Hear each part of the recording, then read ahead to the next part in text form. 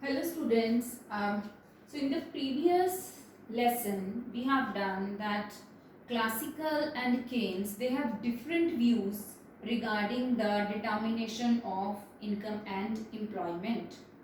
Keynes believes that there will be equilibrium only at full employment level, because classicals believes, right, that economy always remains at full employment level. So according to the classicals, economy will remain at full employment level only, and same way Keynes believes that there is three type of equilibrium that can happen in the economy.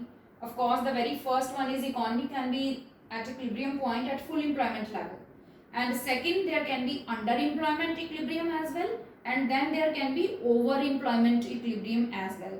So Keynes has given two more types of equilibrium, right, as compared to classicals. So this is the first diagram to which Keynes also agreed and classicals also agreed that economy can be in equilibrium at full employment level.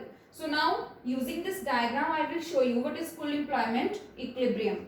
So on y-axis we have taken aggregate demand and aggregate supply, and on x-axis we have taken the level of income and level of employment.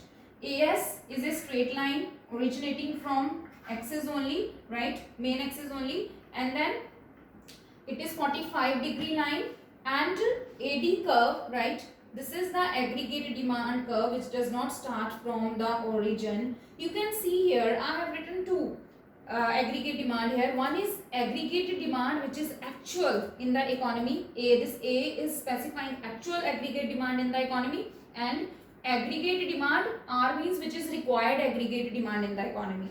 So what is there? There is only one curve for aggregate demand. This means whatever is actual aggregate demand in the economy, the same is required also. So whatever is required, the same is going on in the economy. Required, how we see what is required? Required, we see that what should be the aggregate demand at full employment level. So this requirement ADR, this requirement is according to the full employment level. So this required level is showing that this aggregate demand is necessary for the economy to be in full employment level. Now you see here, this is aggregate demand, and this is aggregate supply, and this is aggregate demand, right? Actual aggregate demand in the economy, if we say that 100 demand is required, if economy will be at full employment level, then aggregate demand should be 100. Then exactly actual aggregate demand in the economy is same. This means economy is at full employment level, and at full employment level what is there? EF I have denoted it. EF means equilibrium at full employment level. So because aggregate demand is same, right, actual and required one, so where the AS and AD both are intersecting, right, so there is the equilibrium in the economy. EF is specifying equilibrium at full employment level, and here YF is showing that equilibrium level of income at full employment level. So this is simply showing that economy is at equilibrium at full employment level. How we will get to know that economy is at full employment level? From this only, because whatever is required, the same is happening in the economy. So here we will get to know that economy is at full employment level. Now you see underemployment equilibrium or equilibrium with involuntary unemployment, right? Because I told you that involuntary unemployment is the actual unemployment only in the economy. So underemployment equilibrium. Now you see here, right? On x-axis same I have taken income level, and on y-axis we have taken aggregate demand and aggregate supply. Now you see here AS aggregate supply curve is one only, which is 45-degree, right? But now aggregate demand curves are two, right? There are two aggregate demand curves. One is this aggregate demand A means actual, what demand is actually going on in the economy. So actually in the economy the aggregate demand is ADA, but if we want the economy to be at full employment level, the required aggregate demand is ADR. Now easily you can get to know that economy, whatever the demand, aggregate demand is there in the economy, that is less than the required level. If required is 100, right, so only aggregate demand is equal to 20 here.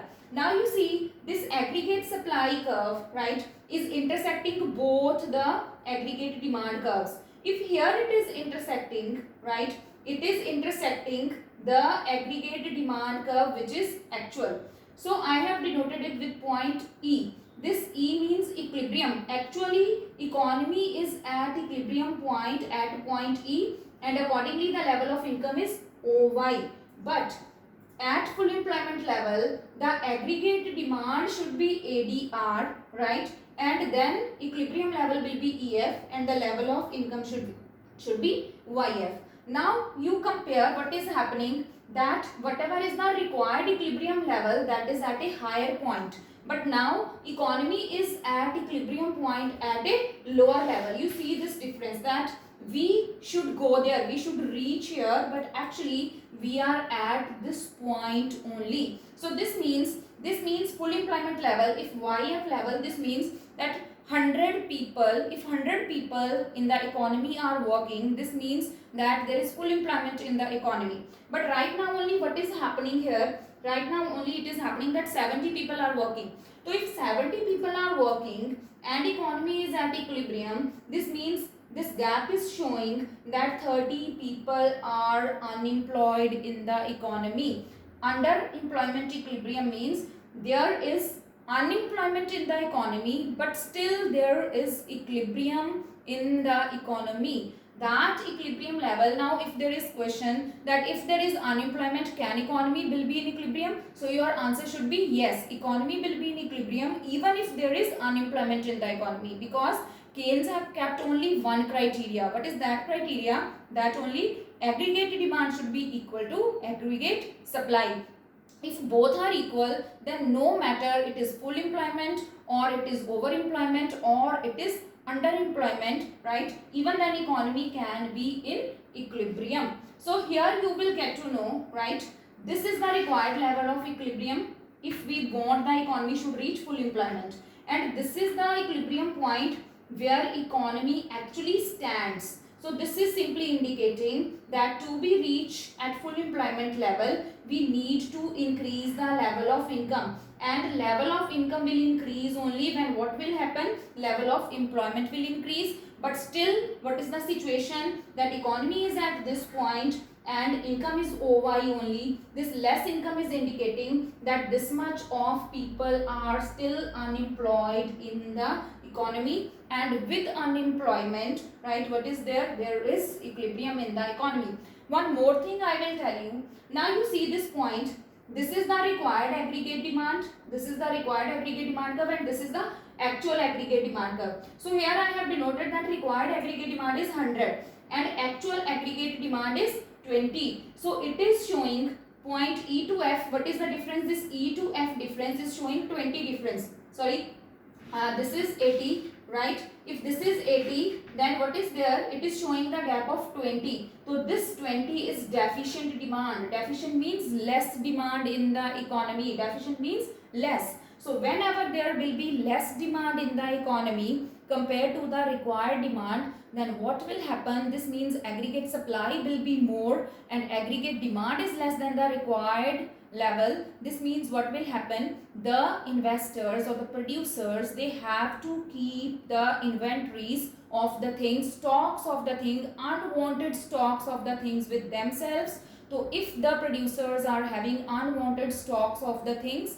the prices will be reduced. So when the prices will reduce, it will create deflationary gap in the economy. So this EF is both deficient demand also and deflationary gap also.